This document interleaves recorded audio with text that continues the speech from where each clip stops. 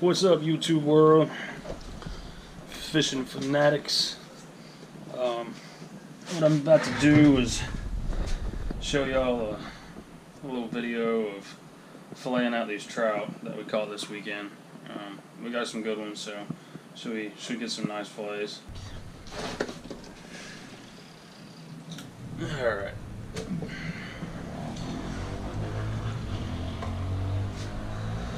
Numero uno. I like to find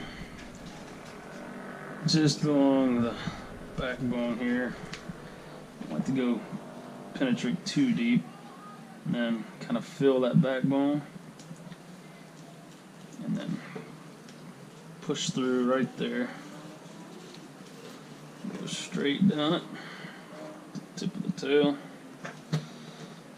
You can usually go and feel your way along that backbone, and then sort of work your way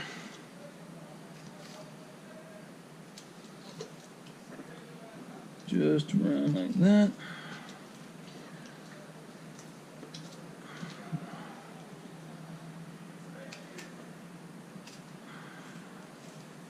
Try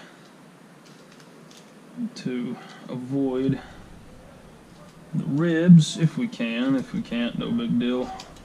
We'll just cut them out later. But usually with trout, sea trout, I'm able to get the ribs out, or cut around the ribs rather, most of the time. So then you just, yep, I'll cut through on that one just a little bit. A little bit too overzealous there.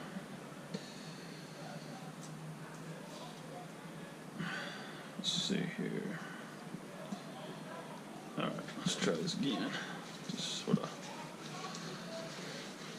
There we go. Now we got it. Alright, there you have it.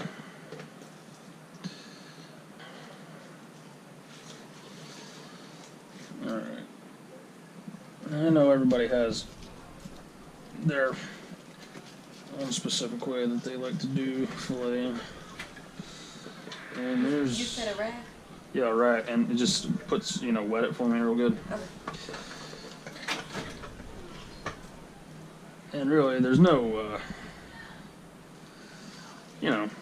not really a wrong way or a right way. I think it's just whatever way that you're comfortable with and that allows you to get the most meat that you can without, the least amount of waste.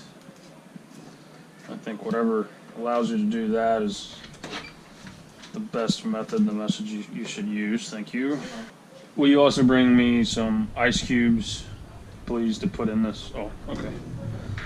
There you go. Thanks. Thank you.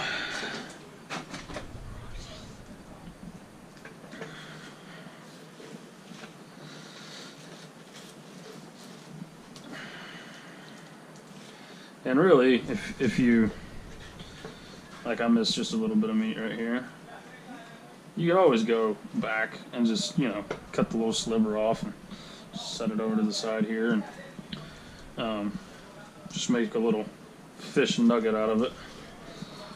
I'm sure you've seen that in the stores, catfish nuggets. You can do it with any kind of fish. That way you don't have any waste. And as you can see, usually a fillet comes right off the skin good as long as you have a sharp knife. And I don't know if you guys can see that. Hopefully you can, but anytime you can see light through it, you usually did a pretty good job. So we'll take that one. Take our fillet.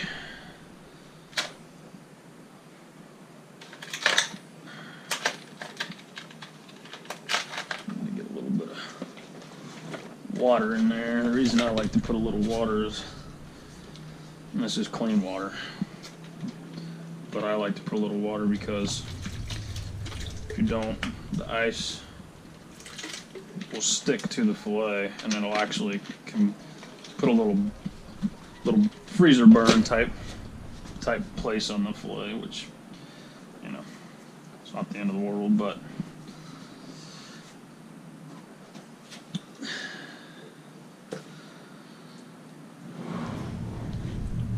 I usually, with most fish, I try to get back up here behind the head as much as I can. I know with pompano and permit, they have a lot of meat up behind the head there, and man, you can really get some really delicious head meat, which I'm definitely a fan of. So as you can see, right here's the rib cage, and try to go right down that thing.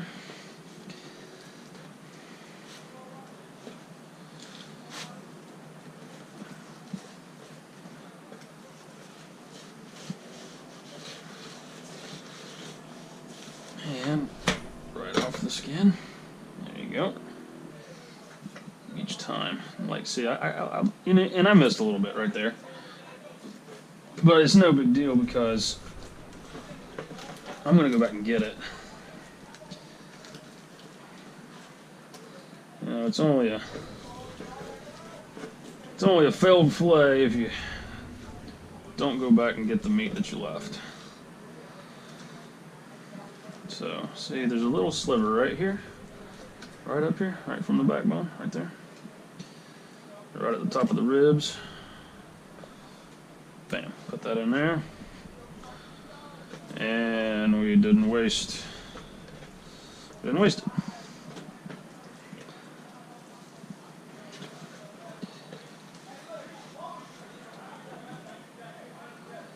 Man, these are some solid trout. I mean, some really nice trout.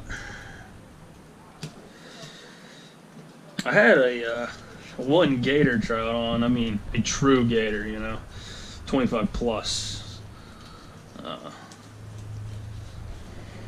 I'd say he was probably pushing 28, 29, somewhere around in there. He was a really nice trout.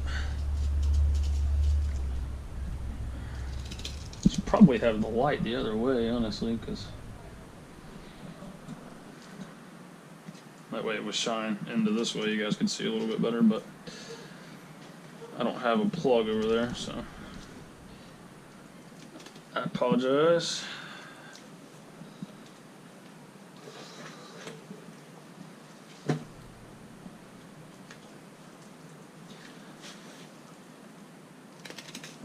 Or you can use like a serrated knife and just do this. I'll go ahead and do it with this one just to show you. Just use a serrated knife.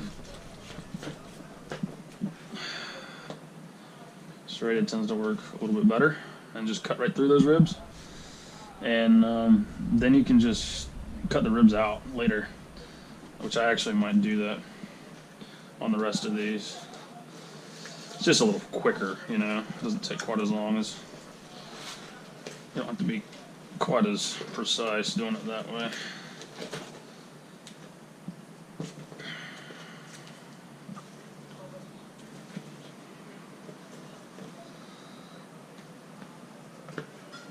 You can feel them right there. And you can just go straight like this and just whoosh, and then cut the whole chunk out. But there is a little bit of meat on top of the ribs if you've got a decent fish, and I don't want to waste that meat that's on top of the ribs. I'd like to give a shout out to Tim Galati. You should check his YouTube channel out. He's got a cool channel if you're into fishing and stuff.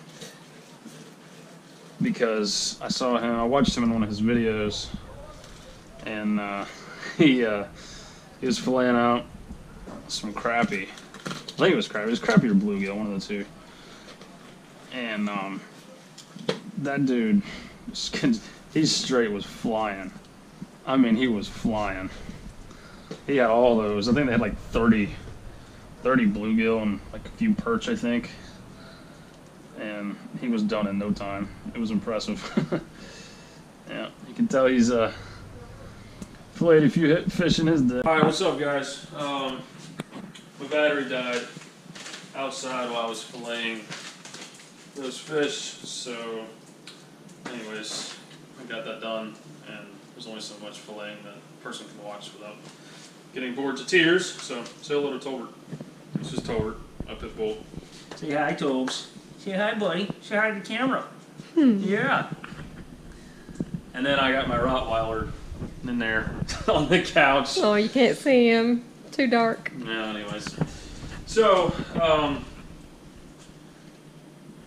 this is the end product, which is a pretty hefty pile of fillets, which is really cool. So, what I usually do after I try to rinse them off a little bit. I know that sometimes you're supposed to do salt water. It's supposed to preserve the flavor of the fish a little bit better, but obviously I don't have salt water. Alright, so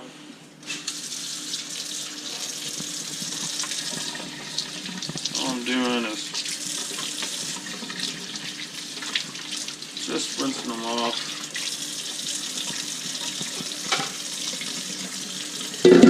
After I rinse them off, I'm just going to set them in here. This is just getting all the scales and, you know, slime and whatever else you don't want on there off. And I know, like I said, it's better to use salt water to help the flavor a little bit more. But we work with what we have.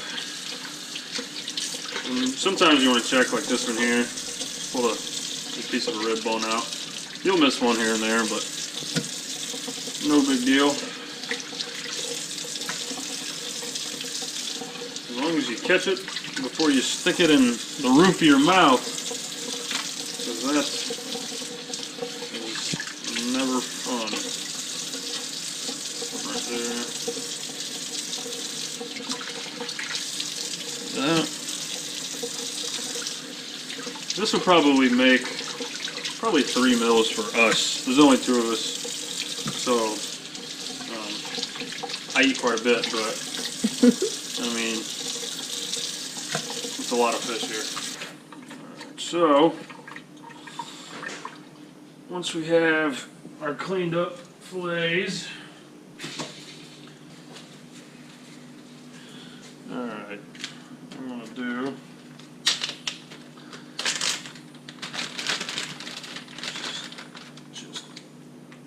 bag them up. I usually do, you know, I'll eat a couple of fillets at least. She'll usually eat one, depending on the size of the fillet.